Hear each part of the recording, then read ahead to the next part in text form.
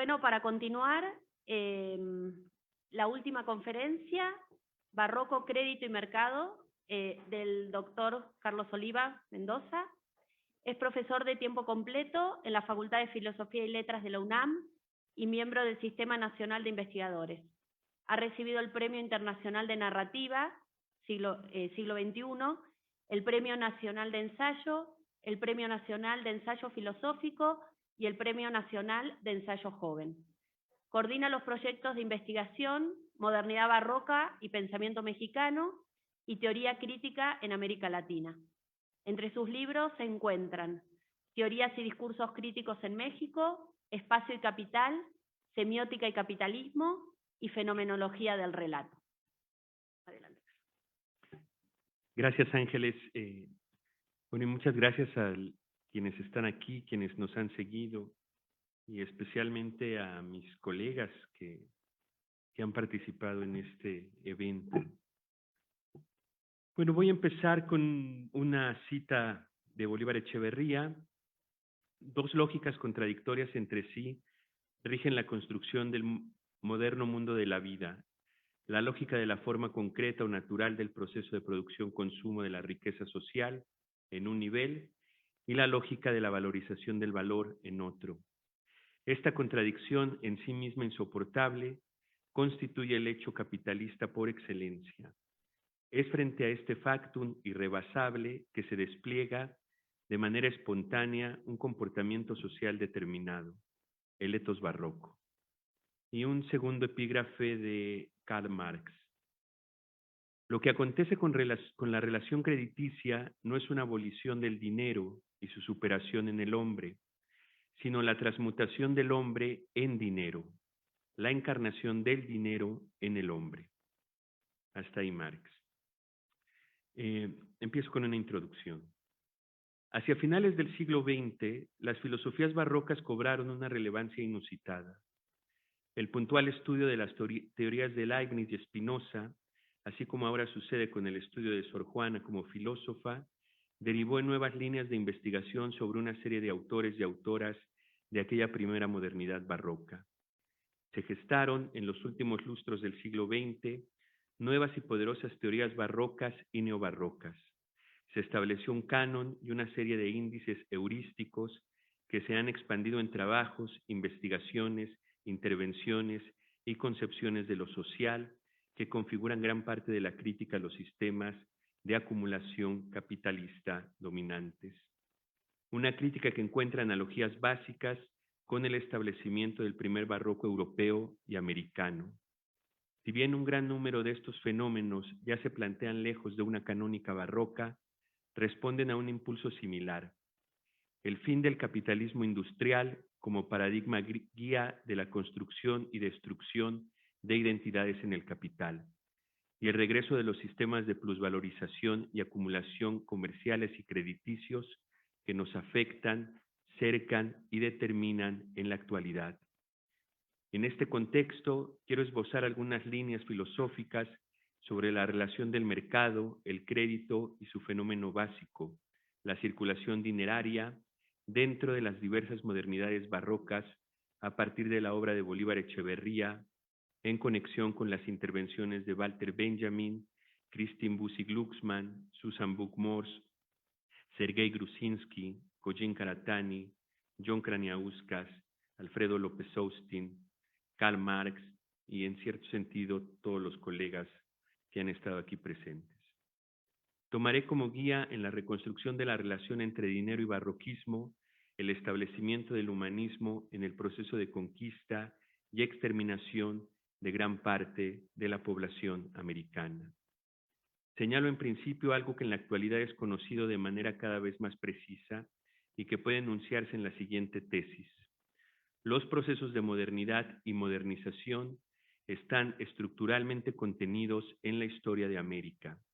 Desde la época de conquista, la colonia de los siglos XVI y XVII, las formas ilustradas preindependentistas del siglo XVIII, la intervención republicana de la nación en el siglo XIX, hasta los proyectos de capitalismo mundial transnacional que la atraviesan a partir de que los Estados Unidos de América toman el control del capital en el siglo XX, La historia de América es la historia de una modernidad transterrada.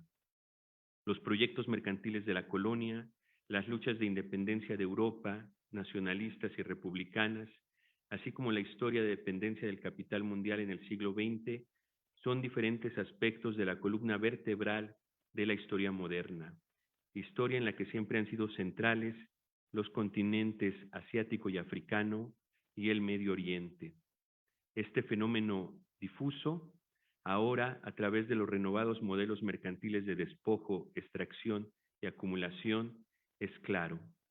No solo es evidente la interdependencia global, sino la prelación que han tenido las formas de conquista, esclavitud, despojo y acumulación como formas estructurales del capitalismo ensayadas a fondo en la historia de América. Derivada de esta idea, podemos indicar que la modernidad es un proyecto civilizatorio basado en el intercambio mercantil. El centro de lo moderno, de una modernidad que tiene más de 5 siglos consolidada, se desplaza de acuerdo con los desarrollos, despliegues y repliegues de la propia forma mercantil. La modernidad, un proyecto civilizatorio de largo alcance, está atada al hecho de que su centro de socialidad es la mercancía, y esto implica que otros tipos de intercambio quedan subsumidos en diversos grados al intercambio mercantil. El filósofo japonés Kojin Karatani ha acotado de manera muy precisa 3 formas de intercambio en la historia de la humanidad. El primero es el intercambio por reciprocidad, el llamado don contra don, el intercambio al que Marx se refiere como intercambio metabólico. Todos los días acontece de forma paradigmática en nuestros intercambios vitales con el aire, la luz solar, la tierra, el agua. Hay toda una serie de seres minerales, vegetales, animales y prácticas humanas que giran en torno a esta relación metabólica. Este intercambio se genera por un don, regalo o presente que proviene de la naturaleza y la constitución material. Todos los seres del planeta respondemos metabólicamente a ese intercambio vital de reproducción. Lo hacemos de forma espontánea, material, eficiente y práctica. En la medida en que se regulariza, las sociedades humanas responden con un contradón, una producción, intercambio y consumo ritual de ofrendas y una reificación radical del tiempo presente en sus despliegues lúdicos, sacros, festivos, eróticos y comunitarios. Estructuralmente se manifiesta en 3 comportamientos eje: la fiesta, la manifestación erótica y el juego. No es pues un intercambio mercantil, sino un intercambio de dones o regalos que están dados en las formas naturales que se metabolizan y en ese sentido no son acumulativos, capitalizables u objetivables. Son materia de interpretación, reproducción de la vida y celebración o rituación. El segundo intercambio es por redistribución, intercambios de saqueo a cambio de protección. Si en el primer intercambio el centro lo marca la forma natural, en la época moderna el centro del segundo esquema reside en el Estado. De ahí que una función central de este sea la seguridad, la protección de la vida y del territorio. Esta forma deriva de un modelo feudal o tribal que se establece cuando las sociedades tienen las suficientes riquezas y tecnologías para generar proyectos agrícolas y sedentarios. Al expandirse los intercambios sacros y metabólicos, entran en tensión con esquemas de poder y acumulación, lo que genera el ejercicio de redistribución y protección. Se crean los feudos y reinados que proyectarán, siglos después, al Estado moderno. Karatani indica audaz y brillantemente que un elemento central en los intercambios por redistribución es el saqueo. Son intercambios donde siempre se genera una forma de representación que conculca, por un cálculo de racionalidad instrumental, la acción directa de las comunidades, de los pueblos e incluso de los individuos. El intercambio redistributivo establece esquemas legales y morales y tiene un eje nodal de constitución moderna, el desarrollo de las lenguas escritas y la invención de la nación o las naciones. En la modernidad, su centro está vinculado al establecimiento paralelo del capitalismo impreso, que permite la constitución nacional a través del despliegue de lenguas imperiales. En ambos intercambios el centro no es la forma mercantil, De hecho, no hay propiamente mercancías en el momento de socialización paradigmática. Hay un centro de poder natural en los intercambios por reciprocidad y uno de censura represiva, de representación en los intercambios por redistribución. Estas dos formas de intercambio, que pueden desarrollar muchas variaciones, derivas o interconexiones, son subsumidas de manera muy violenta por el intercambio de capital que se basa en el sistema de movimiento de mercancías. En esta esfera mercantil, que siempre se manifiesta de manera global y planetaria, en muy diferentes grados, los intercambios de mercancías nos colocan en un proyecto moderno civilizatorio en el que, para realizar los juegos de equivalencias, igualdad e intercambios, tenemos que jugar como una mercancía más. Este es el fundamento, la prelación de la forma mercantil en la modernidad, para rastrear de dónde surgen determinadas configuraciones alternas que paradigmáticamente se han constituido por más de 5 siglos, en Occidente sobre todo, como modernidades barrocas. En este contexto es importante indicar que hay claros indicios de que estos intercambios recíprocos y redistributivos han cobrado nueva vitalidad por la pronunciada y profunda crisis del capitalismo industrial. Al permanecer generando formas de plusvalor y de ganancia, el capital regresa a fuentes de valorización y plusvalorización comercial y crediticia, un espacio donde remontan los esquemas reprimidos por la entronización del intercambio eje en el capitalismo industrial, el intercambio de mercancía o fuerza de trabajo y las tecnologías o modos de producción. Este primer capitalismo, no antediluviano, sino plenamente moderno, el capitalismo donde lo central es el juego y violencia del movimiento de mercancías comerciales y crediticias, y solo en estado larvario un capitalismo industrial, es el escenario clásico del barroco americano. El barroco americano acontece, pues, en un momento donde el capitalismo es mercantil y crediticio, mientras que el capitalismo industrial es realmente tardío, tiene su plena mitología y apogeo en el siglo XIX y no es ni la única forma del capitalismo ni claramente su forma económica. La modernidad mercantil. ¿Qué hipótesis podemos aún postular sobre esta modernidad, sobre este proyecto mercantil en el que estamos insertos? Quiero, de entre muchas posibilidades, mencionar algunas que tienen que ver con el barroco, con la cuestión de cómo están operando los universos barrocos en el arco del tiempo que recorre la primera modernidad. En un primer lugar, hay que indicar que el proyecto barroco está atado y de hecho se incuba en el proyecto católico cristiano. Tanto en el judaísmo como en la Roma cristiana y su imperio, ya hay una marcha o decurso mercantil de las cosas. Podríamos incluso leer la Biblia como un ensayo de la transmutación de las mercancías. Solo hay que recordar cómo los objetos van adquiriendo valores de uso y cambio tan potentes que literalmente se metamorfosean de forma radical. Las rocas se convierten en panes, el agua en vino, los muertos en vivos. Se trata de una crónica que ya demarca de forma planetaria la potencia que tiene el sistema mercantil y la gestación de esos sujetos paradigmáticos, las y los mercaderes.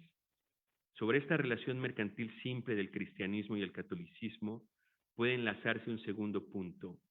En la modernidad, la relación entre teología y filosofía se manifiesta a través de la constitución racional y sacralizada, una espectralidad objetiva y fetichista de mercancías.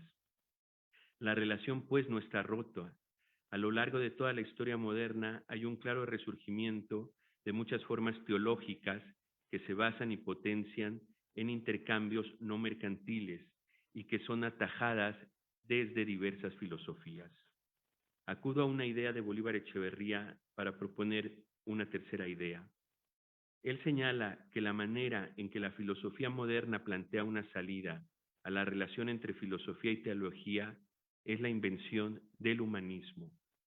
El humanismo sería la manera en que el discurso moderno trata de destrabar, pero a la vez de hacer conducente y racional, la relación entre filosofía y teología.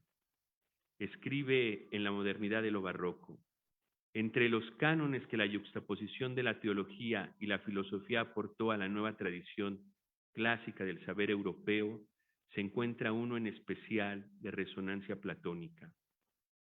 Se trata de un canon cuyo destino en la historia de la filosofía moderna resulta especialmente ilustrativo de uno de los rasgos más característicos de la totalización civilizatoria que llamamos modernidad: el humanismo, entendido como la tendencia del ser humano a inventarse una idea de sí mismo como medida de todas las cosas, y no solo en el plano cuantitativo, como contraste proporcional de las magnitudes naturales, sino como criterio cualitativo capaz de definir la realidad misma de lo real.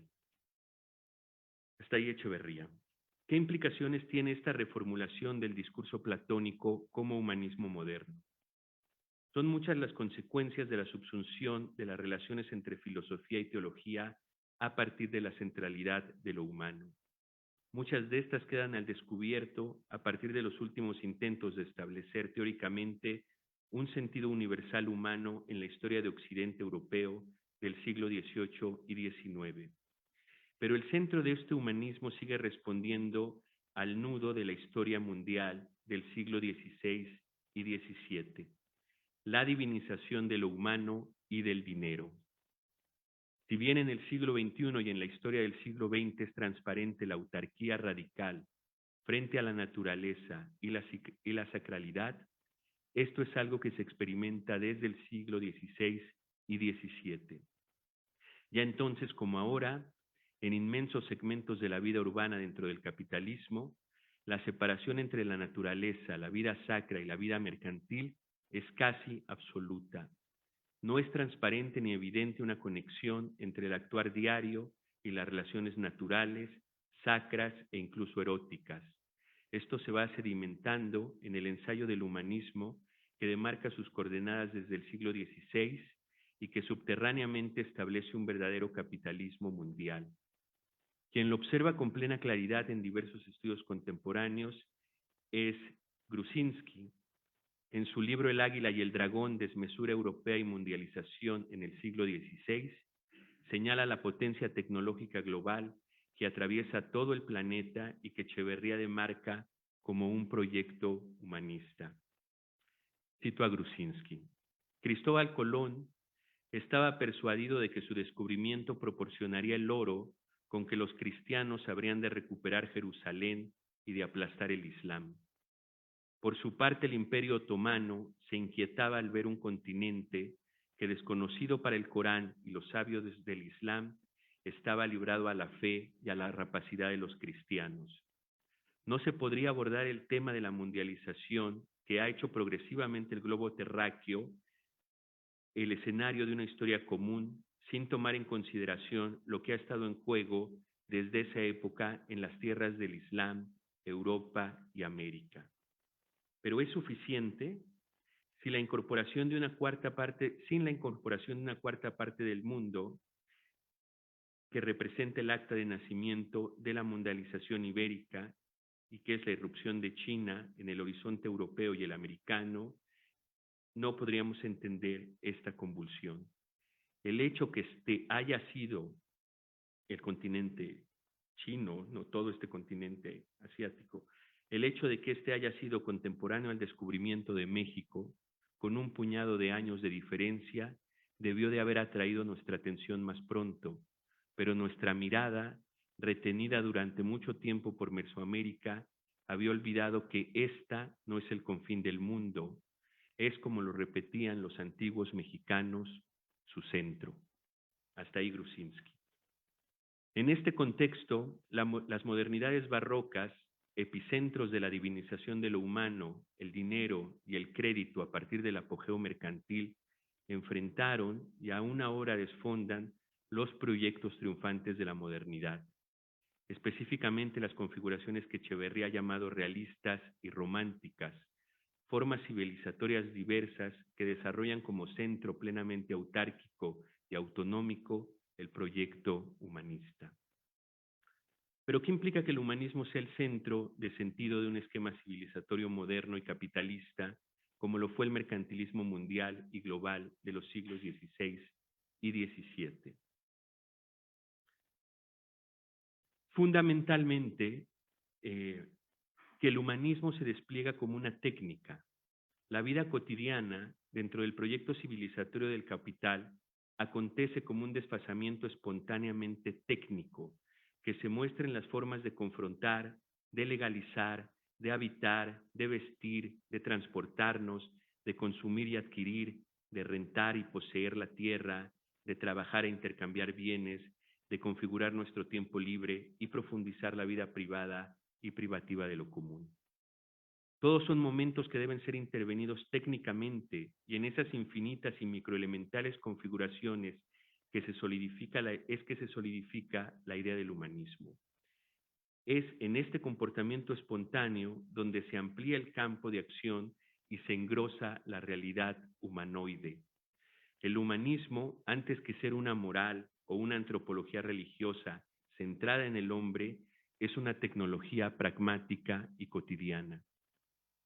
Este despliegue tecnológico se fundamenta en que la modernidad mercantil está abocada al intercambio, consumo y producción abstracta, a un proceso de intercambio y a un productivismo que tiene como eje el proceso de abstracción de los usos y trabajos eficientes de la reproducción simple. Se fundamenta en crear una realidad plenamente mercantificada y rehechizada a través de esos objetos bifacéticos que llamamos mercancías. Como señala Marx, las mercancías, que se constituyen a través de un valor de uso y un valor de cambio, son objetos que pueden cambiar radicalmente sus usos a partir de sus valencias abstractas que las conectan con otras mercancías. Dice Marx, es de claridad meridiana que el hombre, mediante su actividad, altera las formas de las materias naturales de manera que le sean útiles. Se modifica la forma de la madera, por ejemplo, cuando ella se hace una mesa. No obstante, la mesa sigue siendo madera, una cosa ordinaria, sensible, pero no bien entra en escena como mercancía, se transmuta en cosa sensorialmente suprasensible. No solo se mantiene tiesa apoyada en sus patas en el suelo, sino que se pone de cabeza frente a todas las demás mercancías y de su testa de palo brotan quimeras mucho más caprichosas que si por libre determinación se lanzara a bailar. Así como la mesa, que puede incluso danzar invocada por los espíritus mercantiles, ¿quién no ha visto los poderes infinitos de las mercancías más diversas puestas en conjunción y acción sobre una mesa? Así los objetos abstractos dan lugar a una cantidad inmensa e increíble de juegos y constituciones diversas. Esa sería la primera gran determinante del humanismo. Se trata de una tecnología que intercambia y produce objetos abstractos o abstraídos por su valencia de cambio, las mercancías, que tienen como fin desatar las formas lúdicas de la imaginación y del entendimiento. Esta es una de las razones clave de la modernidad, una de las razones que nos hace vivir dentro del proyecto capitalista. Su configuración realista del mundo esconde una potencia lúdica muy grande. A la vez que destruye, nos permite hacer la ficción jurídica de la igualdad y del juego de las equivalencias mercantiles. A partir de este motor humanista, el productivismo abstracto, se plantea un segundo elemento, la ciencia como investigación. No se entiende a la ciencia como comprensión o contemplación, sino como penetración del objeto natural, como investigación de la naturaleza, de la psique, de la tierra, de la socialidad o de la riqueza. Estos dos movimientos, la producción abstracta y la investigación extractiva, implican que este humanismo siempre esté en un ejercicio de conquista y de descubrimiento. Justo por esta razón no es casual en la historia la conquista y el descubrimiento de América. Se sabe que los europeos estaban buscando una ruta para llegar más rápido a la India y a China especialmente. Se trataba de una carrera mercantil donde los imperios buscaban cómo llegar en menor tiempo y con menos obstáculos a los centros de riqueza asiática. sobre todo a la mítica India.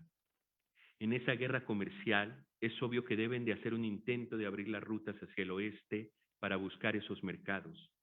La gran sorpresa que encuentran, y por eso se puede hablar de descubrir y conquistar, porque cuentan ya con toda una serie de dispositivos humanísticos de intervención, penetración, extracción, almacenamiento y transporte de bienes, es que América es un increíble reservorio de potenciales mercancías.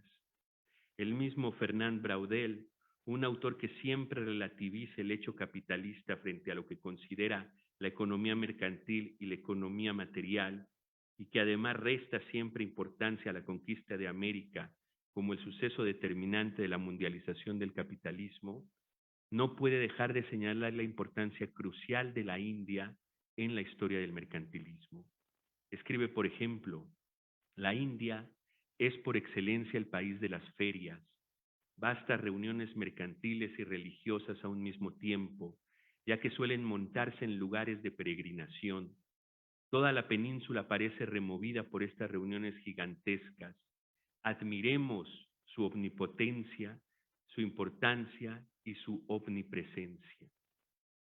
Hasta ahí Braudel.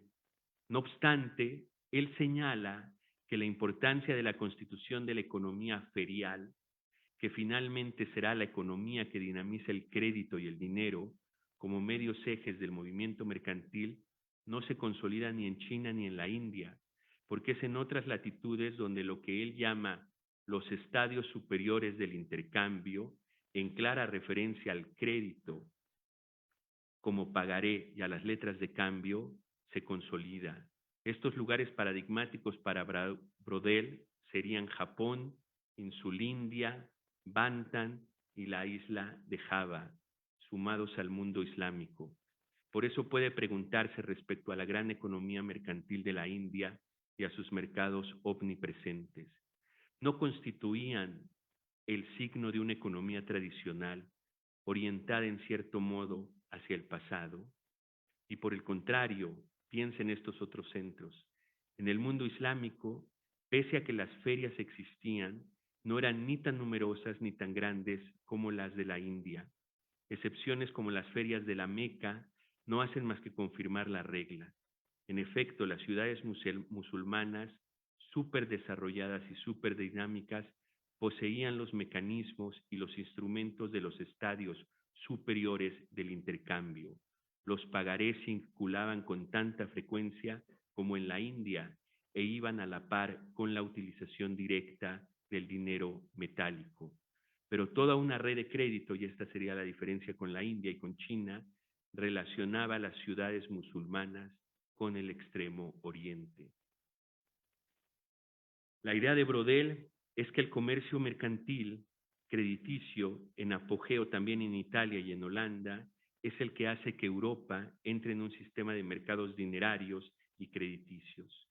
Sin embargo, la hipótesis cada vez más plausible, desde mi punto de vista, es que solo a través de una red de despojo, exterminio y conquista llevada a cabo en América, es que Europa se puede empatar con las economías musulmanas, malayas, japonesas e indonesias.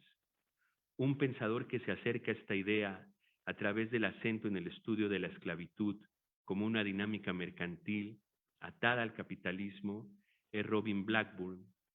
Al escribir sobre el barroco, en referencia a la obra de Bolívar Echeverría, precisa la importancia del dinero y el crédito con relación a la extracción de minerales en América.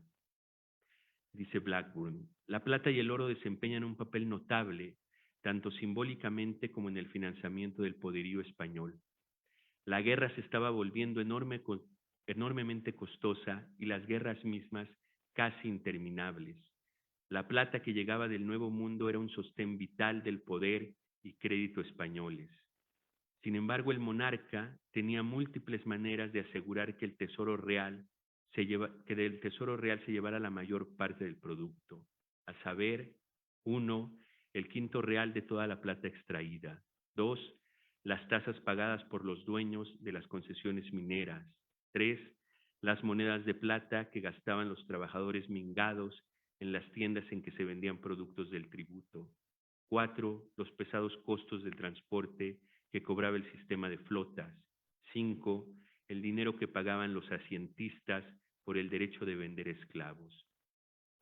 Esta fijación real, termina Blackburn, en el pago de especie marginaba la producción de las plantaciones y disminuía el tamaño del mercado colonial.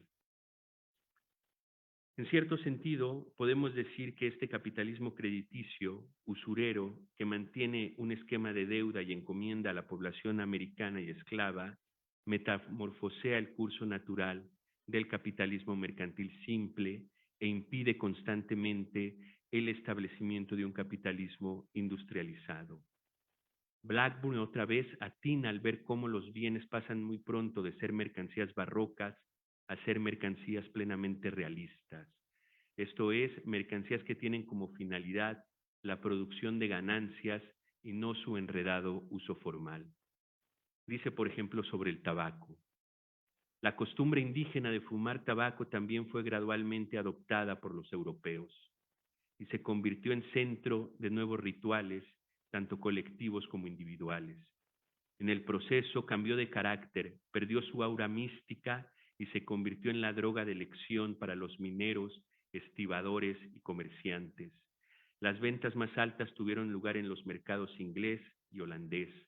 A diferencia de la marihuana y la coca, el tabaco agudizaba en vez de aturdir los sentidos y por lo tanto era más favorable a la sobrevivencia en el peligroso mundo de los puertos atlánticos del siglo XVII, donde eran comunes los secuestros oficiales o privados para conseguir personal para los barcos y las plantaciones.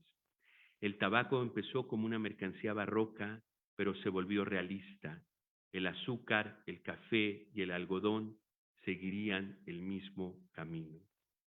Estos hechos cambian el diagrama mundial e inauguran la historia planetaria del capitalismo. El descubrimiento europeo de la papa, la yuca, la calabaza, los frijoles, el cacao, el tabaco, el maíz y los grandes yacimientos de oro y plata reconfiguran la historia del mundo. Este doble juego de intercambio, como lo llama Brodel, de descubrimiento y conquista, es estructuralmente violento y está en el centro del humanismo dentro de la época de reproducción del capital. Si bien se puede decir que todos los intercambios implican violencia, el intercambio abstracto de mercancías es especialmente violento, porque para lograr su desarrollo injerta una potencia de conquista, una tecnología de subsunción que se transforma en tecnologías de odio y aniquilación. Los otros y las otras, así como las formas naturales, deben ser despojados de sus cualidades básicas para convertirse en fuentes de extracción de capital. Las formas naturales y humanas que no logran ese fin pueden ser despreciadas e incluso odiadas y aniquiladas por las aspas del capital. Sobre estos tres elementos, el productivismo abstracto, la ciencia como investigación y el movimiento violento de conquista, se despliega el diagrama de la imaginación que cuantifica. El hecho central es cuantificar, poner precio, pesar, tasar, mover y valorizar las mercancías. Es fascinante y aterrador cuando uno lee la historia mundial de los siglos XVI y XVII, entender la importancia que tiene dar un nuevo peso artificial a las cosas. ¿Cuánto puedo llevar? ¿Cuánto puede valer? ¿Cuánto se puede transportar?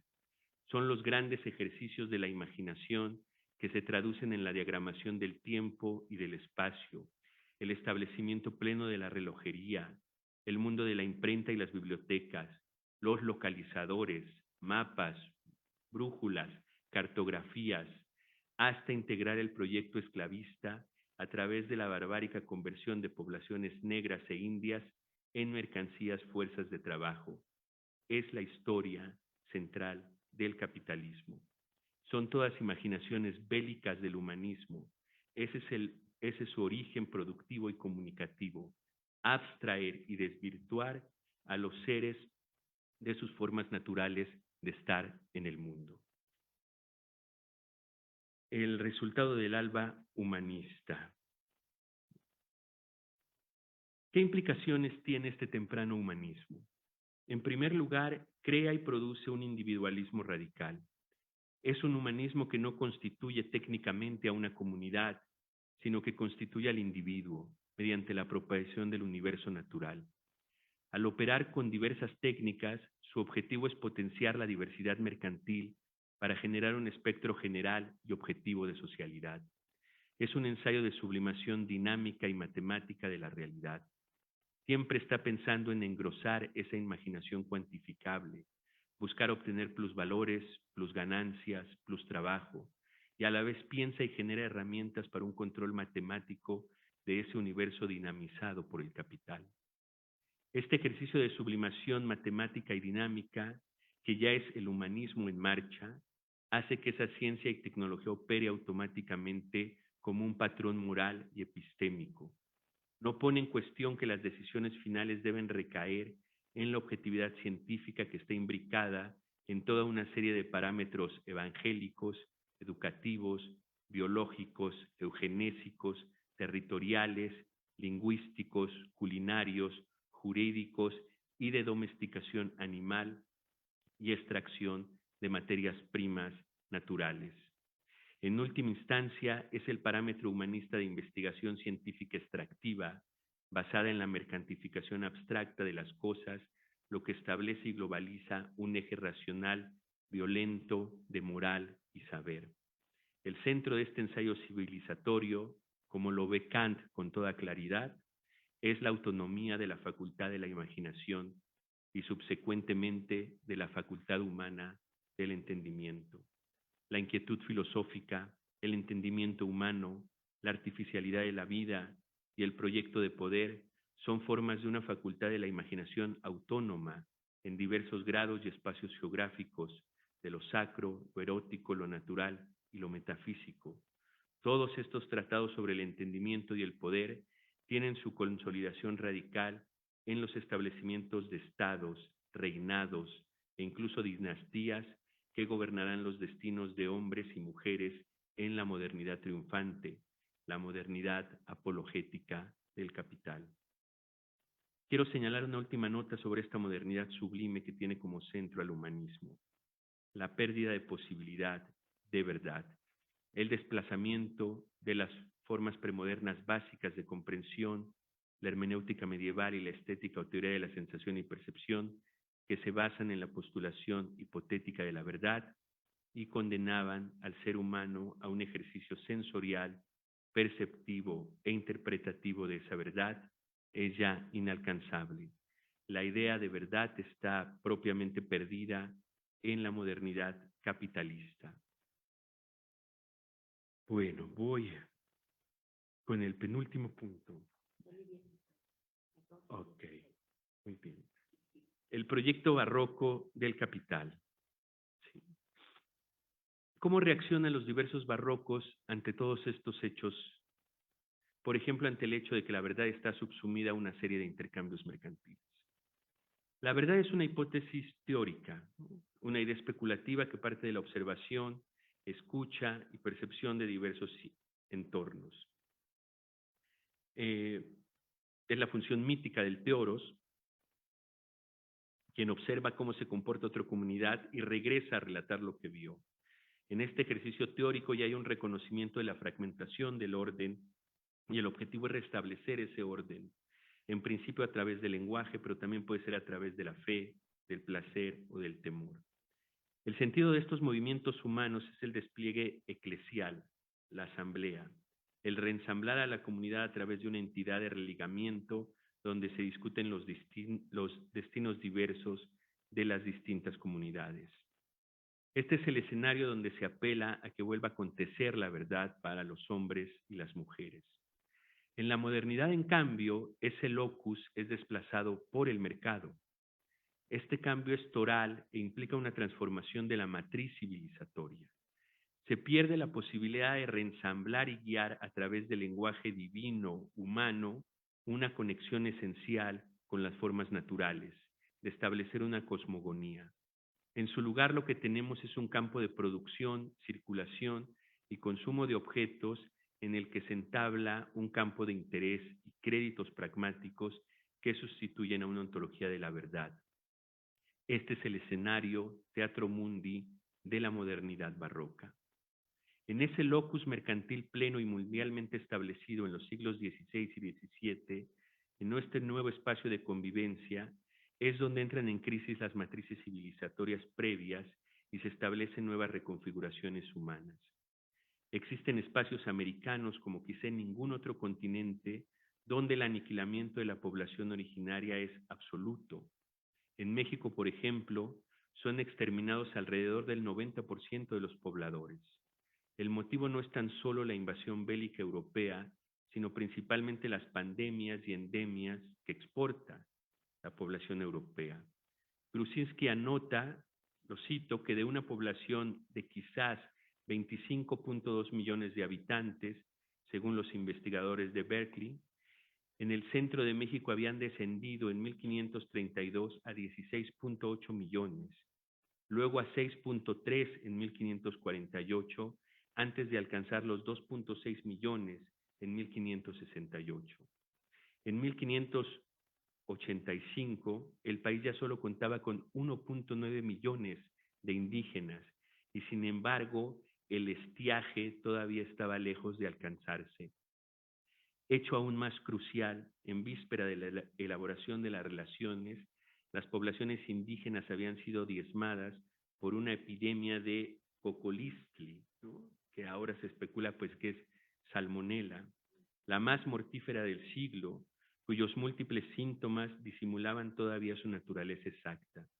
Aunadas a la ausencia de sistemas de defensa adaptados a las enfermedades introducidas por los europeos, sus nuevas condiciones de vida explican esa inverosímil hecatombe. Hasta aquí Gruzinski. No obstante, la población en el siglo XVII empieza a regenerarse a través de un fenómeno antiquísimo, pero radicalizado en las Américas, el mestizaje. Esa revitalización es compleja. Dentro de este fenómeno de mestizaje, atado a los sistemas mercantiles y dinerarios, simplemente hay que tener muy presente que las poblaciones del mundo empiezan a ser subsumidas de forma expansiva y brutal como mercancía fuerza de trabajo, como esclavitud dineraria y como trata de seres humanos. El escenario no solo es dinerario y crediticio, sino que es un escenario mercantil de duelo y de luto e incluso, como dice Kraniauskas refiriéndose a Estados Unidos, de pesadilla. En este contexto de repoblamiento mestizo de toda América se interrumpe el comercio con España en el siglo XVII y esto hace que se reactive la manufactura y la agricultura. De ahí se establece un espectro de comercio informal que permanecerá como un canal diferente y ajeno al que propondrán los reinados, virreinatos y más adelante el Estado Nacional. A la par hay una fuerte disminución de la minería y otras áreas económicas de extracción y despojo, mientras se reconstituye el centro agronómico del proyecto económico americano con base, por lo menos aquí en México, en el maíz. Un nomos, una ley que gira sobre la configuración del maíz, sobre su cultivo, culto y agronómica. Esta es la clave para hablar de una configuración de intercambios radicalmente diferentes a los que propone el capitalismo mercantil. López Austin llega a sintetizar este hecho. Cada tradición conserva por largos periodos los principios generales que al repetirse como patrones normativos en los distintos campos de acción social se convierten en arquetipos. El arquetipo nace entonces de las prácticas reiteradas, milenarias, que forman un núcleo de percepción y de acción frente al universo.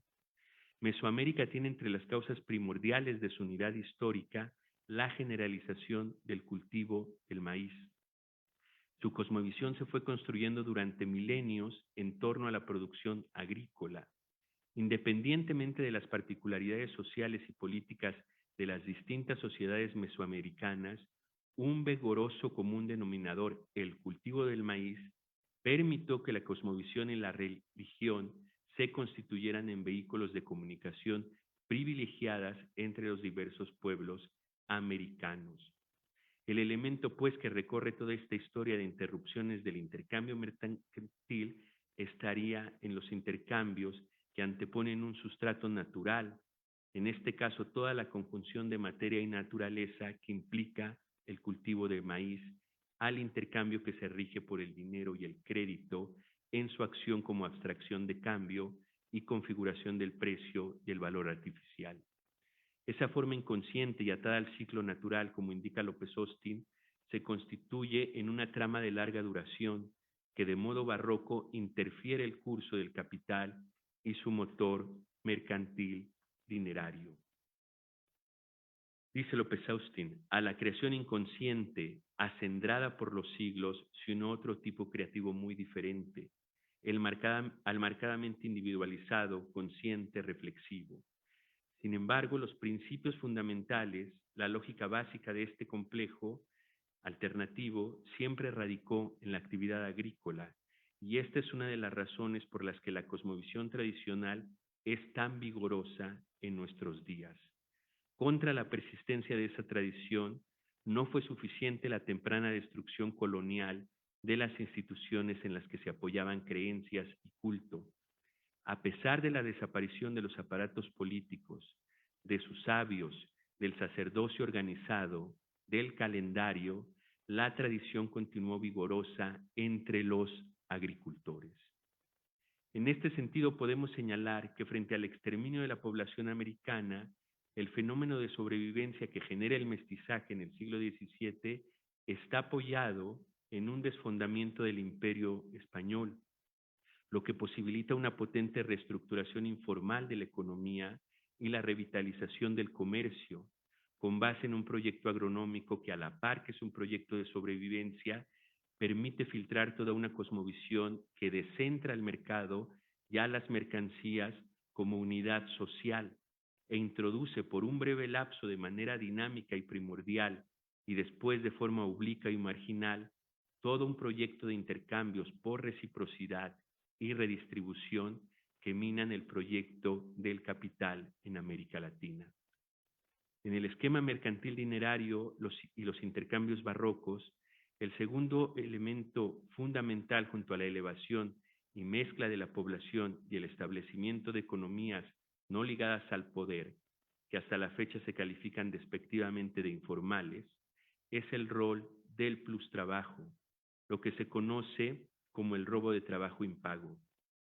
En América surgen dos modelos aparentemente exógenos al capitalismo. La hacienda, una modernidad afeudalada, la llama Echeverría, donde el trabajo está orientado a hacer crecer la riqueza a partir de las formas naturales, para establecer un sistema estratificado de razas, castas y complejos sociales. Y la encomienda, esa forma donde el pago que se otorga es en promesas religiosas, especies o bienes y fuentes básicas de vida y vivienda, alimento, salud. En esa forma pseudoeclesial, el trabajo se paga dentro de una cadena feudal modernizada de movimiento territorial y espacial delimitado de capitales. Ambas formas están en tensión. Lo crucial de la hacienda y los hacendados es que actúan con la idea de que el centro económico es la tierra, sus frutos y animales, lo que llaman su ganado y sus cultivos. Piensan ya la tierra como mercancía, pero siguen dentro de un esquema de señorío que los hace reacios a una implantación industriosa del capital. Por eso es central que mantengan un proyecto de raza, de blanquitud y de castas, así como el inicio de una configuración histórica y regular de clases sociales para seguir funcionando como señores territoriales. Dentro de ambos esquemas, la economía de hacienda y las economías de encomienda, que sobreviven bajo muchas formas en América, como el cacicazgo, el empresario coludido con el poder, el jefe tribal, el rectorado, así como las mayordomías, tianguis, fiestas patronales y eclesiales, que delimitan un calendario profundo, se adapta y no obstante, termina por marcar el patrón central, la economía mercantil. Sin embargo, propiamente nunca avanza ni desarrolla un modelo fabril amplio y por lo tanto no hay un establecimiento paradigmático de subjetividades de corte romántico industrial, obreros y obreras, burgueses y burguesas, sino que persiste una lucha entre las formas de la encomienda y la hacienda, un escenario donde se siguen representando conflictos de figuras supuestamente precapitalistas, siervos y siervas, esclavos y esclavos, funcionarios públicos, agentes religiosos y políticos feudales y caciquiles.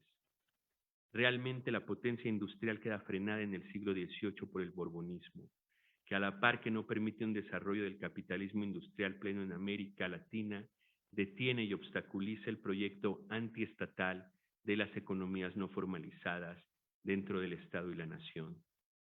En palabras de Echeverría, ahora bien, también el proceso de mestizaje, tal como se inicia en el siglo XVII, es un proceso que va a fracasar.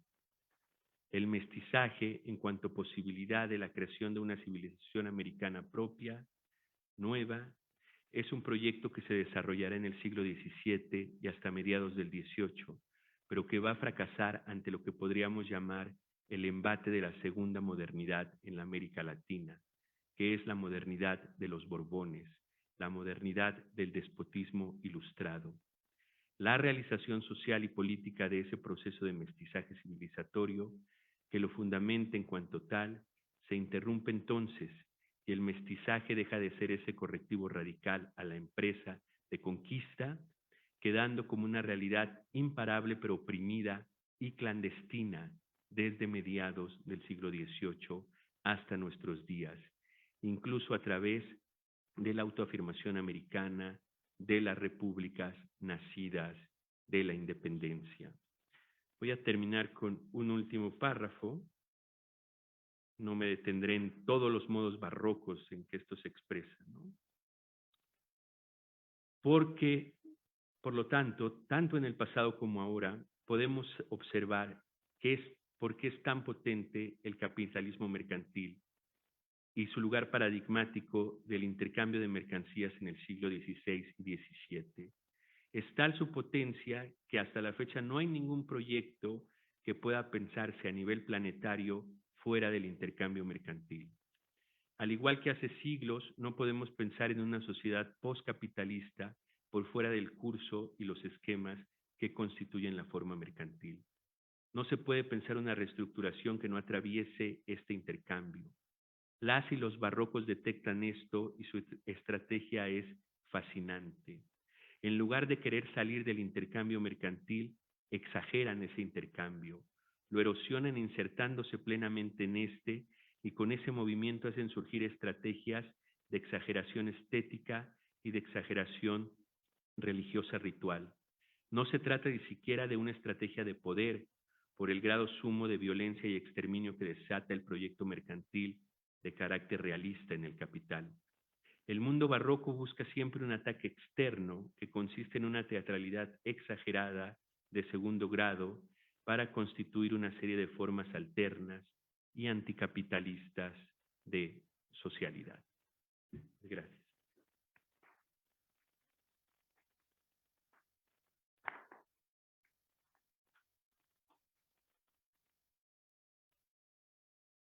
Muchas gracias, Carlos.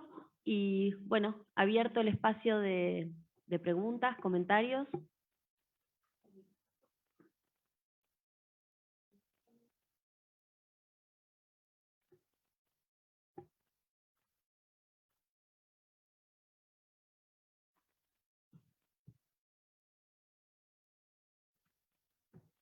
Dale.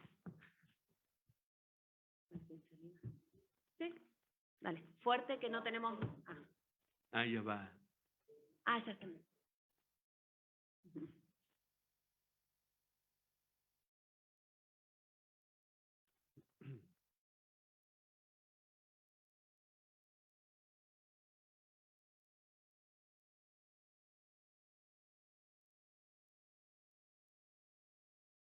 Ahí.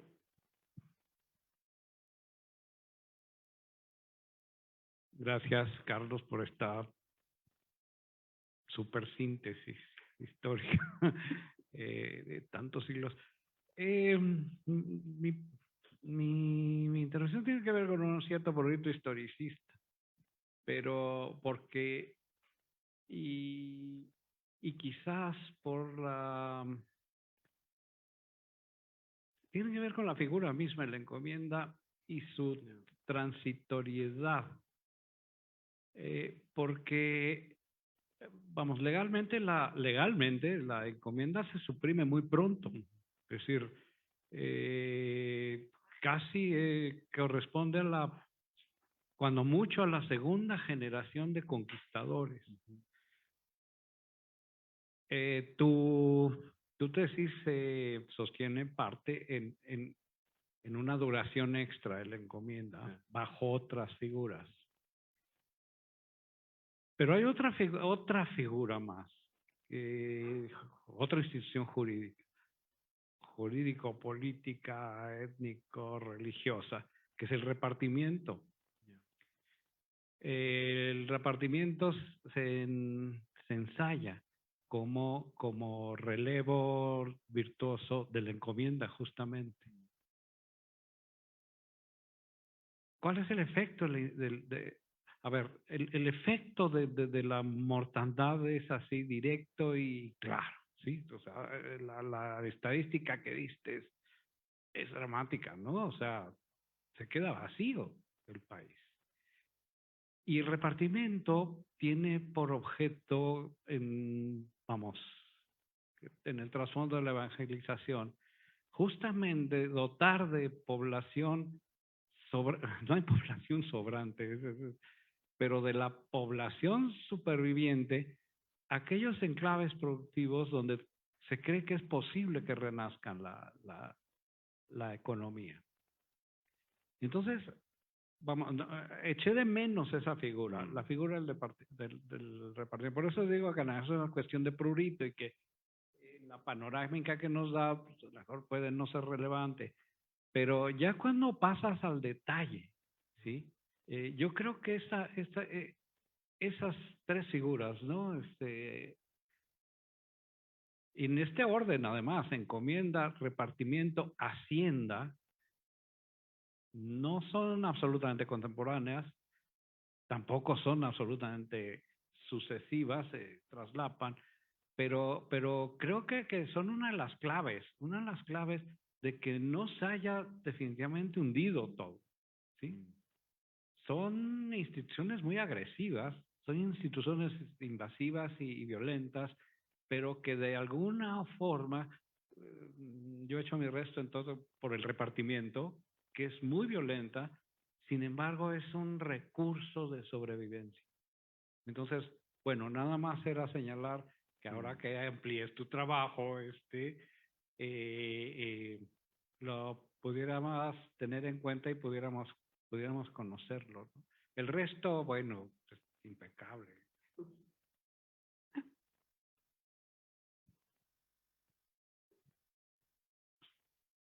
Hacemos una ronda de comentarios, preguntas y... Súper, muchas gracias, Carlos. Es bastante estimulante,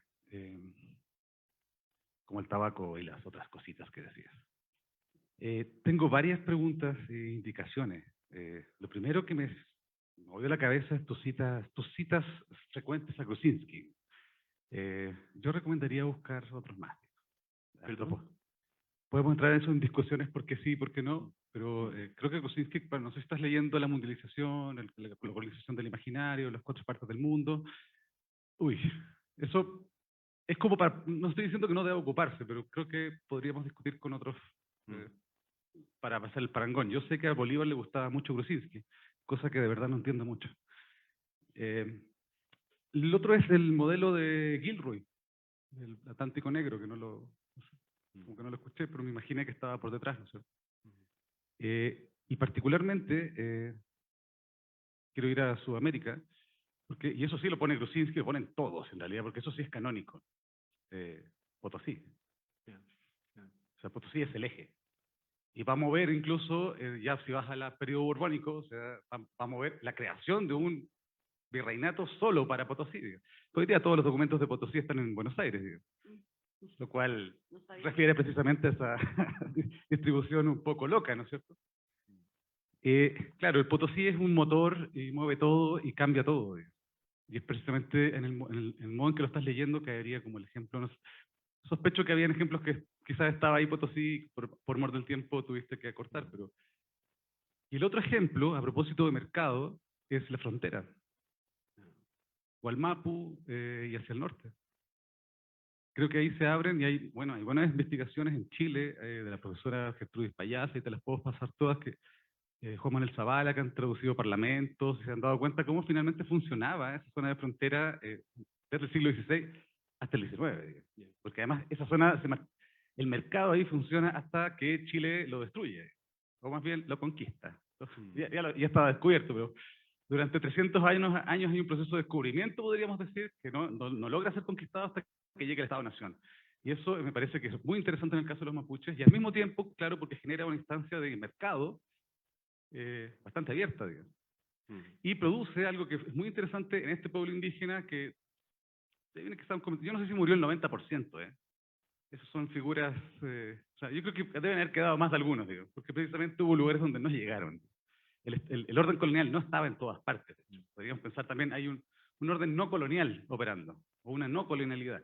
Pero eso quizás queda para la conversación larga. Lo que arriba el mundo de esta frontera, porque lo que producen los mapuches es una suerte como de plusvalía civilizatoria, digamos. Por ejemplo, primero capturan mujeres blancas, un clásico. Luego capturan caballos. Y en el siglo XIX, que sería el punto más alto de la cultura mapuche, según los antropólogos racistas, ellos eran dueños de los caballos. Y algo muy parecido a lo que sucede también en la otra frontera, digamos. Ayer vimos algo con los apabaches, que también se apropian de ciertas como seres vivos que no son precisamente mercancías, digamos. Y un poco a eso va el comentario. Tengo mucho más que decir, pero yo creo que me quedo hasta acá. Y muchas gracias. Podemos sumar una más y para esta primera parte. Pues igual yo aprovecho. Ah, Ya, sobre los genocidios, estaba pensando un poco algo parecido. Bueno, la relación de los genocidios con el extractivismo mineral. Y otra vez, bueno, este comentario y el de ayer acerca de la pachería, pues lo digo como simple aficionado, ¿no? Porque no soy investigador y más bien soy lector de ese tema, pero hay una línea de investigación que asegura que los levantamientos de la gran apachería corresponden a los asentamientos mineros. Es decir, a diferencia, digamos, de América Central o del Sur, perdón, estoy hablando del país de Mesoamérica, la dinámica era diferente, ¿no? Digamos, a los apaches en general no les interesaba en los minerales, ¿no? Salvo por algunas cuestiones rituales. Lo que hacían era que evidentemente hacían reductos, digamos, de estos pueblos, y había salvajes, ¿no? que estaban rejegos, pero lo que aprovechaban era un asentamiento minero, un real, etcétera, para los apaches o estos grupos de apaches atacar, o sea, hacer una especie de levantamiento, robar gente, sobre todo niños, ¿no? Incluso uno de los grandes jefes apaches no era apache, no era un niño español mexicanizado, un criollo, y es uno de los grandes líderes apaches, ¿no? Que muere en una revuelta genocida. A lo que voy es que esto que estabas comentando hace ver o girar, digamos, a este otro punto que comentaba, porque parece ser que ahí estos desarrollos son muchísimo más complicados. Y la última cosa es que todo este esquema que presentas, que es muy complicado de realizar y un poco de seguir, digo porque tiene muchos elementos. Y lo que presentaba Evodio ayer sobre todo un esquema de otro elemento muy complicado que es el sueño. Yo pienso que en general el coloquio está apuntando a estructurar toda una línea del pensamiento capitalista y barroco, ¿no? Y yo creo que estos dos ejemplos son muy parecidos, ¿no? O sea, dar líneas de investigación, dar un esqueleto, digamos, general, para apuntalar las directrices en las que en América se ha desarrollado el capitalismo y las resistencias al capitalismo, ¿no? Dentro, digamos, tendrían que ser barrocas. Yo pienso que o sea, estoy equiparando esto un poco pensando en general en el coloquio, ¿no? No sé cuál sea tu... Sí, ahora. No, muchísimas gracias. Pues sí, son investigaciones en curso que seguirán en curso porque son infinitas, ¿no?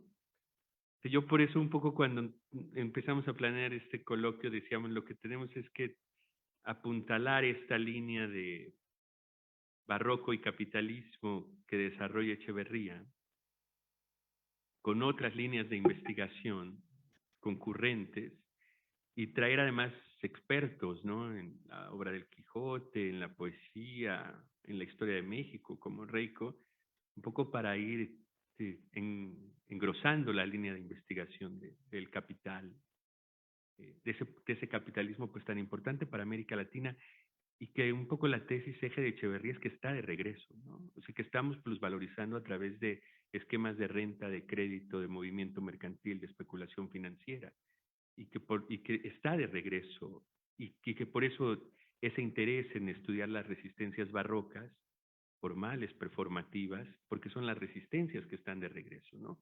No las resistencias del 19. Entonces les agradezco pues mucho lo que me dicen.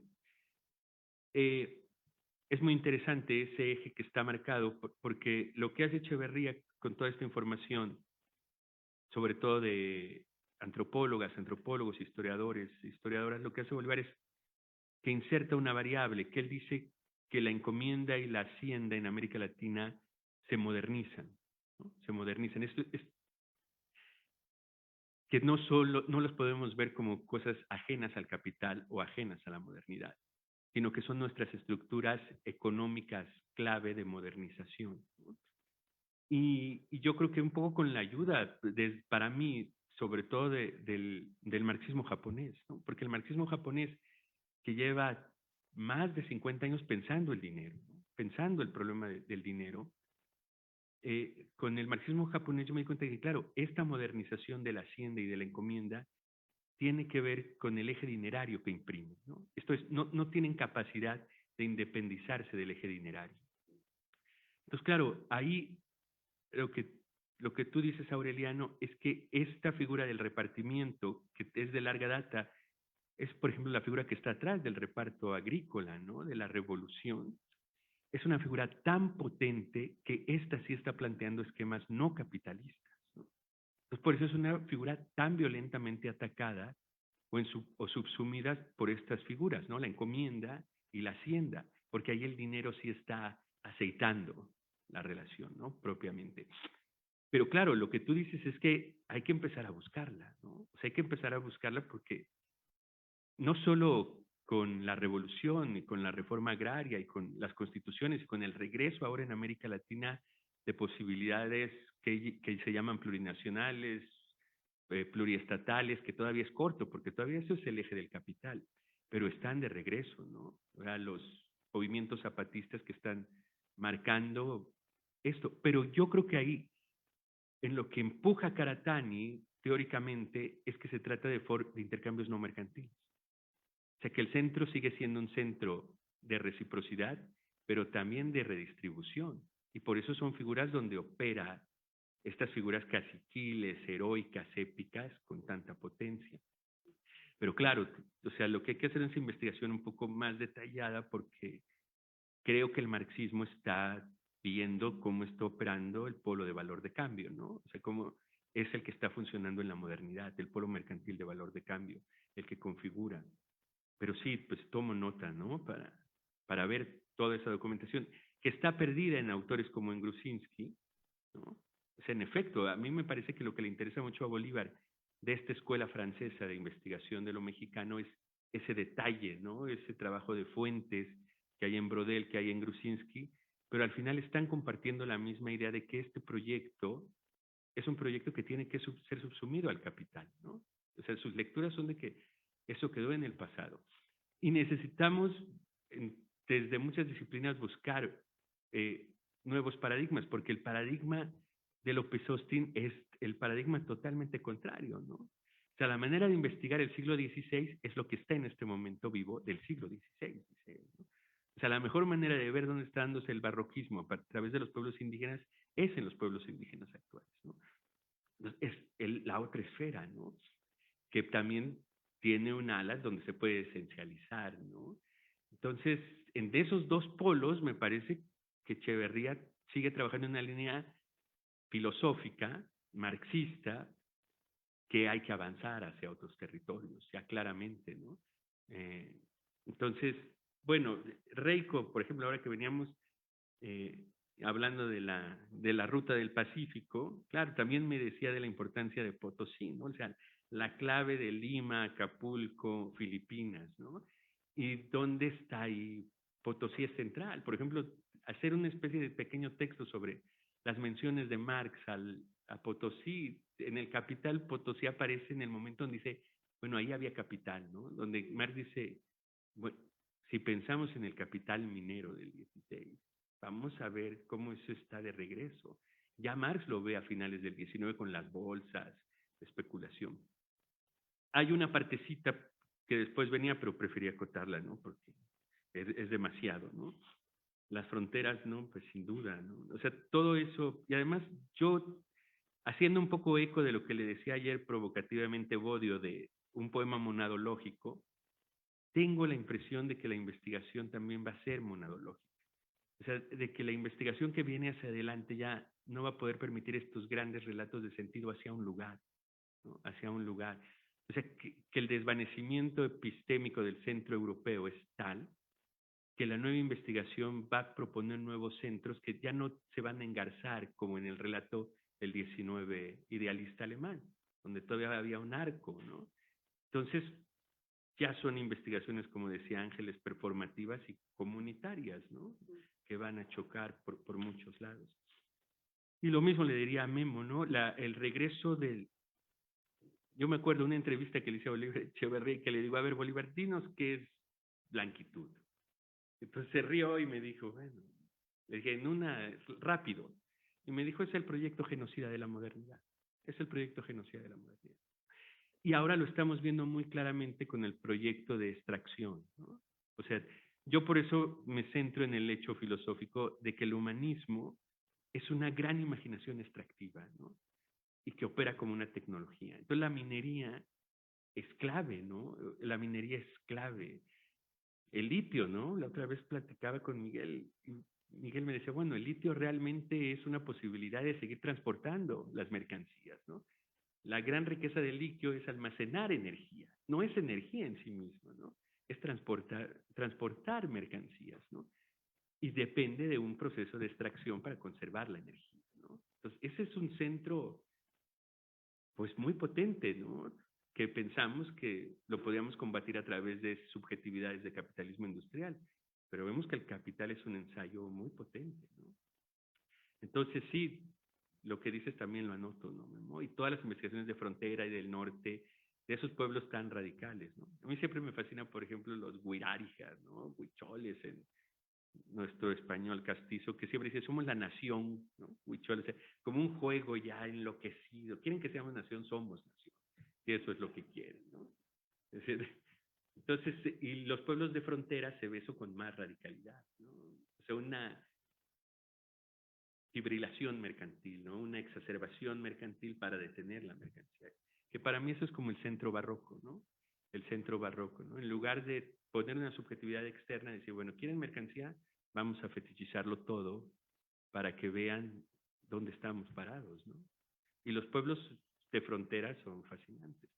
O sea, ya decir pueblos indios o pueblos originarios ya son muy diversos, ¿no?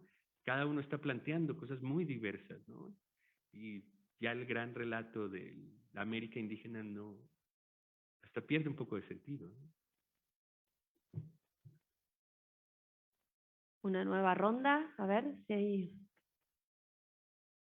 ¿Facebook lo está mirando Andrea, Andrea? pero son las 3. Como dice Memo, ¿no? Hay que, para hablar de estas cosas hay que comer.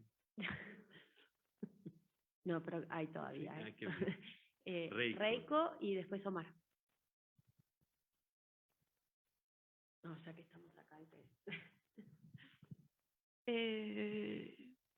Pues brillante.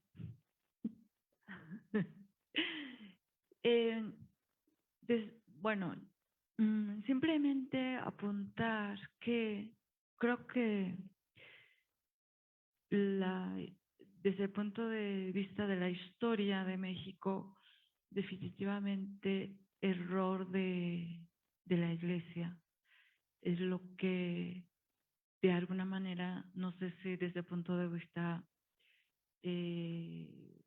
de este coloquio, no sé si qué tanto viene al caso, pero, por ejemplo, lo que apuntaba después de repartimiento, encomienda, pues estos de reducciones, todo lo que moviliza,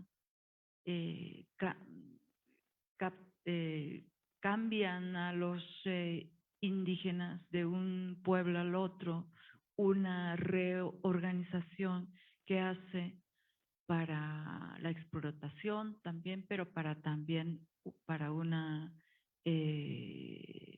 evangelización efectiva, y también todo riqueza que va acumulando en la iglesia, ¿no? Y es el mismo, la iglesia desde la imprenta que va a estar empujando el desarrollo cultural, ¿no? En todo el arte. Entonces, no sé, yo en la exposición que has hecho, como que yo, no sé, a lo mejor porque me quedé dormida un poquito. Esa parte, no sé si después a lo mejor tendrá que pues mirar. Y también el capital metálico, ¿no? En flujo, muy difícil a lo mejor seguir, pero eso también habría que mirar, y todos los comerciantes que no están dentro del territorio novohispano, pero están todo fuera de toda Europa. Entonces eso también habría que mirar, y cuando lo vemos esto, ya no solo de México, de Lima, de todo, pero son intercambio que hacen entre los comerciantes y la iglesia y las órdenes mendicantes que ya tienen todo ese poder comercial, lo religioso, todo este terreno, habría que un poco mirar. Y yo no sé, también el último, eso de no enfatizar mucho la población, 90%, que es un dato que siempre manejamos también nosotros, y ver la recuperación de la población, pero claro, es que es muy difícil de hacerlo y no atarnos mucho en eso, ¿no? Gracias. Omar, ¿allá? Gracias. Bueno, nada más un poquito, Carlos, si podrías ahondar en el punto de la importancia del maíz. Es que como que nos quedó esa como pequeña duda, sobre todo en relación cuando menciona que ese momento de gestación de esta sociedad, pues, que que se está configurando en el medio de la violencia y el juego de las mercancías. Entonces ahí el maíz, ¿cómo entraba? Es un poquito, nada más si puedes ahondar un poco más en ese punto, que nos quedó esa duda. Muchas gracias, nada más. Evodio, ahí. Bueno, una pregunta y una duda es que, además ya lo tengo, son cosas que leí hace tanto tiempo que ya se me olvidó, pero me viene a la mente el nombre de un economista que era muy famoso en una época, creo que es André Gunder Frank, y no sé si me equivoco, pero él planteaba que, hasta donde yo recuerdo, que en esta época de los siglos XVI, XVII, en realidad ya está predominando el capital financiero y también el capital industrial, vamos. O sea, aunque parezca que no tiene tanta importancia, el descubrimiento de América no hubiera sido posible sin los préstamos, sin la existencia de los bancos, y sin estas instituciones ya del capitalismo desarrollado. Quizás yo tengo la idea de que estas etapas que consideramos atrasadas o periodos más primitivos del capital, en realidad ya está operando el capitalismo, un capitalismo global, mundializado, donde la industria y el capital financiero ya están interviniendo, aunque no sean tan evidentes.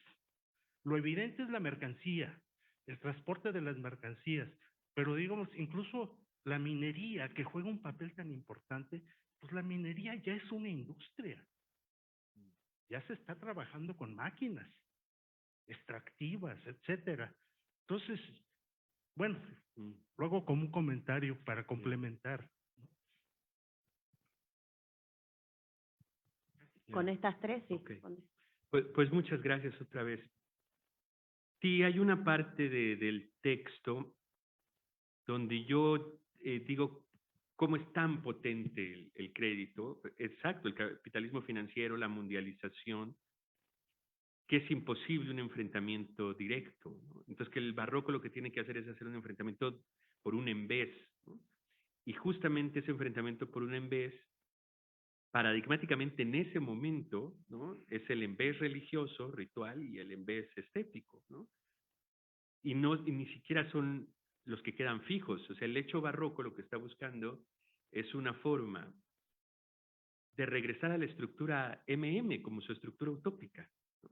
O sea, de desconectar el centro de lo que entenderíamos por capitalismo industrial, que es que todo está arrancando de dinero acumulado, ¿no? De dinero acumulado. Esto es, que hay tal capacidad de dinero acumulado que ya lo que importa no es el intercambio por trueque, MM, o el intercambio mercancía que pasa por dinero, pero tiene que llegar, su finalidad es otra mercancía, sino que un poco lo que indica Marx es que el capitalismo industrial es que el origen del movimiento social es tener, ¿no?, acumulado dinero para invertirlo en generar mercancías que lo que tienen que hacer es venderse para volver a plusvalorizar ese dinero, ¿no? Eso parecería, y eso es sobre todo, por eso es la importancia de Benjamin, parecería Benjamin, Susan Buck-Morss, que la menciono, Bussy Glucksmann, que dicen, claro, eso se va cribando, pero solo llega a mitologizarse en el siglo XIX.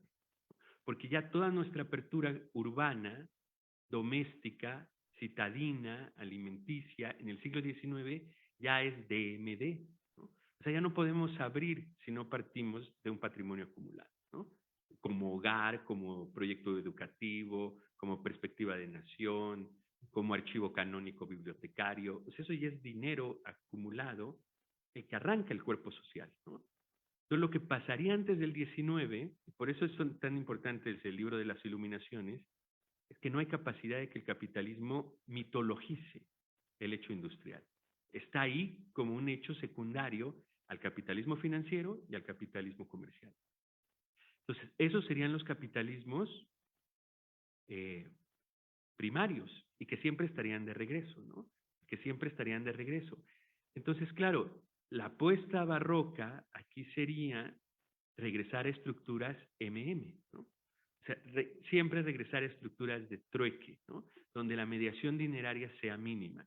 Y es algo que Marx mismo ya dice, eso está perdido. O sea, toda estructura va a terminar siendo una estructura de D, perversísima en algún momento, ¿no? Entonces, lo que hacen los barrocos es montar esa estructura de intercambios, ¿no? Y donde se puede, en este territorio se puede en la hacienda, en este territorio se puede en la encomienda, y en la reducción, ¿sí? Entonces, donde ven un hueco para una estructura MDM, ¿sí? Territorial, fija, de identidades que tienen que ver con lo natural social, ahí el barroco explota, ¿no? Ahí se expande, ¿no? Y por eso en América Latina, pues propiamente nunca tenemos un proyecto industrial consolidado, ni subjetividades románticas, ¿no? O sea, incluso el salario nunca acaba de establecerse como la norma latinoamericana de justicia que imante las demás, ¿no? Y ahora estamos regresando otra vez a esquemas de despojo, ¿no? De trabajo terciario, ¿no? De trabajo precarizado, de trabajo sin prestaciones. Entonces, yo ahí coincido totalmente que se trata de un capitalismo financiero e industrial, pero siempre en estado larvario el capitalismo industrial hasta el 18 y 19, ¿no? Que esa es una hipótesis que hay que discutir y discutir y discutir. Y ahí mi fuente es sobre todo esas tres autoras, ¿no? Bussy Glucksmann, Susan Buck-Morss, leyendo a Benjamin. En el capitalismo industrial ya no es producir mercancías o tener máquinas, es que la máquina es la que domina la cotidianidad, ¿no? O sea, ya tenemos baños, ya tenemos la luz eléctrica, está ahí, el periódico, ya todo está intervenido tecnológicamente por una industria, ¿sí? Mientras que extraer la mina es una figura industrial que tiene que someterse al paso comercial y al paso crediticio, que es el que lo define, dónde llega, cómo llega la plata, quién la vende. Entonces, pero esa hipótesis, pues hay que engrosarla, ¿no? Y es muy importante. Y justo ahí es donde entra la iglesia, porque lo que muchos autores y autoras dicen es que la iglesia es el centro de sentido financiero del capital. O sea, lo que está armando la iglesia al ser desplazado su locus eclesial divino, la iglesia entra al mercado, ¿no? Y entonces la fe la pone en estos sistemas financieros. O sea, por eso está tan imbrincado todo el sistema eclesial de todas las cofradías, de todas las órdenes, con los sistemas de fe y de crédito. Entonces, eso sí hay que estudiarlo, pero con detalles acabadísimos, ¿no? Acabadísimos. Cómo lo hicieron los franciscanos, cómo lo hicieron los dominicos, cómo lo hicieron los agustinos, cómo lo hicieron los jesuitas, ¿no? O sea, cada uno propuso una diferente forma crediticia en el desplazamiento hacia el locus mercantil, ¿no? Y bueno, es que eso de sin maíz no hay país. O sea, yo creo que lo que nos estamos empezando a dar cuenta es que las identidades alternativas, yo insisto en que ahí Karatani abre una perspectiva muy clara y que están mezcladas, ¿no? O sea, hay intercambio siempre recíproco, redistributivo y mercantil, pero lo que nos estamos dando cuenta es que el intercambio no mercantil está basado en un nomos, en una ley que tiene que ver con el campo, ¿no? Con el campo. O sea, agronomos es una ley que está dictada por la forma natural, ¿no? ¿Y qué es la forma natural? Que si todos desaparecemos, mañana el sol va a salir, ¿no? Y va a volver a llover en el Valle de México y los árboles van a volver a tener frutos que solo se van a comer los animales. Esa forma natural tiene un nomos, ¿no? Tiene un nomos. Y ese nomos tiene una traductibilidad, transnaturalización en lo humano. Ese nomos, ahí sí concedo con Aureliano, aunque no me gusta mucho, estratégicamente ese nomos está planteado como las formas más potentes de resistencia al intercambio mercantil, ¿no? El nomos que da la forma natural, ¿no? El nomos, y que es la reproducción simple, ¿no? O sea, nunca la acumulación crediticia ni dineraria para generar una riqueza, ¿no? O sea, ningún animal tiene en su cabeza acumular cualquier hoja, cualquier planta, cualquier carne, secarla para generar riqueza, ¿no? Sino simplemente para el ciclo reproductivo natural. Y eso es un nomos, es una ley de la que nosotros participamos en cierto grado, ¿no? Y López Austin atina, ¿no? Dice, el nomos es el nomos del maíz, como dice Brodel, que en Asia es el nomos del arroz y en Europa el trigo, ¿no? O sea que son las grandes metaformas naturales que abren el proceso civilizatorio de forma no mercantil.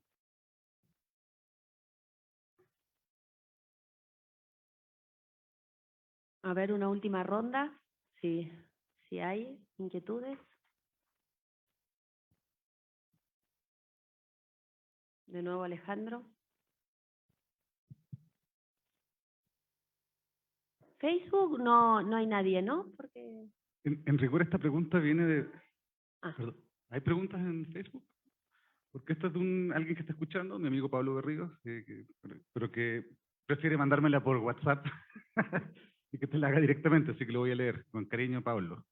Si tienes alguna consideración sobre las formas contradictorias que el capitalismo tiene que adquirir para poder instalarse en América y así garantizar el triunfo a nivel global.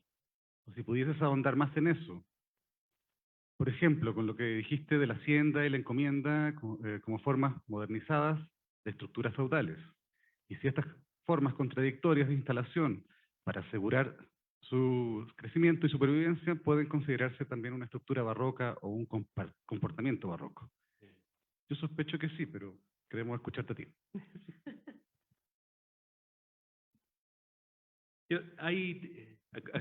Siempre me acuerdo de eso que decía Adorno, ¿no? Todo lo que ha sido pensado correctamente se debe de volver a pensar, se va a volver a pensar.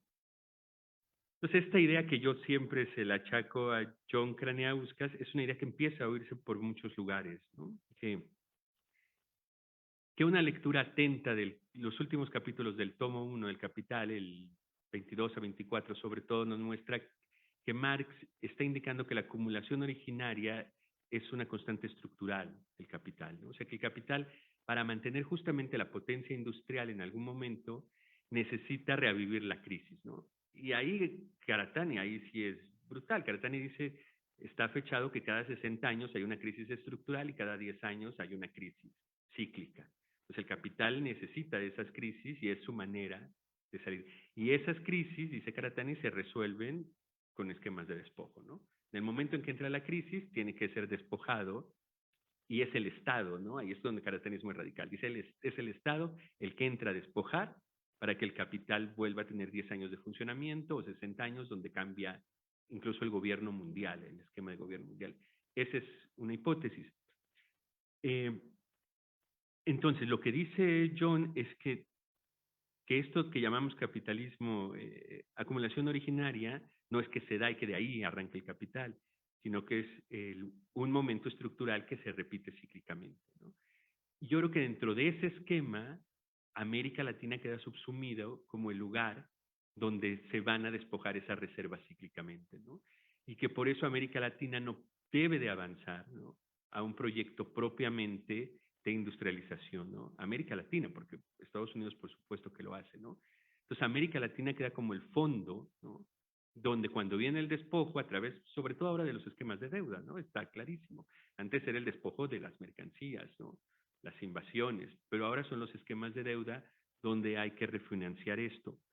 Y John lleva esta tesis a un lugar más interesante. Dice, si esta tesis es real, la verdadera historia del capitalismo no es el capitalismo romántico europeo, donde están claras las subjetividades dadas. La verdadera historia del capitalismo es la historia de América Latina, porque ahí es donde opera estructuralmente el despojo de manera cíclica, ¿no?, y constante.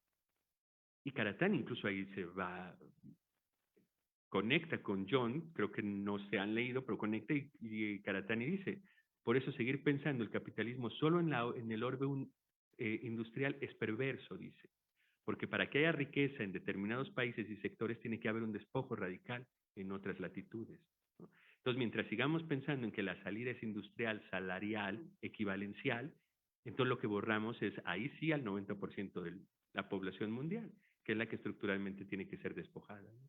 Por eso la hacienda y la encomienda son fascinantes para América Latina y las políticas de blanquitud, ¿no?, tienen que estar estructuradas aquí, ¿no?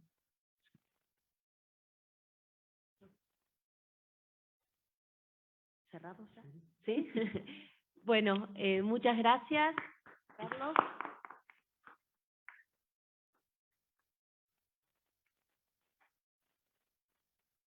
Bueno, con esto concluimos el coloquio, así que de una manera maravillosa. Hasta la próxima edición, esperemos.